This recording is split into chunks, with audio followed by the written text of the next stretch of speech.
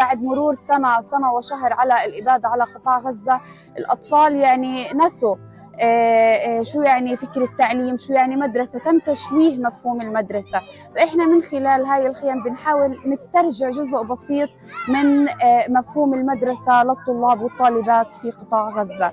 طبعا التحديات كثر والصعوبات كثر، لكن هذا لا يعني توقفنا، لأنه الاستمرار في الآونة الأخيرة في الإبادة هو الاستمرار.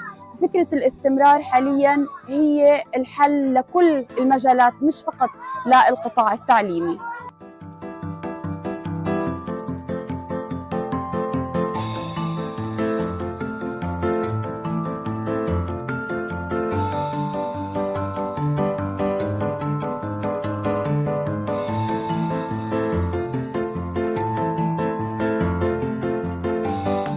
احنا جينا ندرس هنا في الخيام لأنه اضطرينا، لأنه انقصفت المدارس وتحولت لأماكن نزوح، فاضطرينا ندرس في الخيام.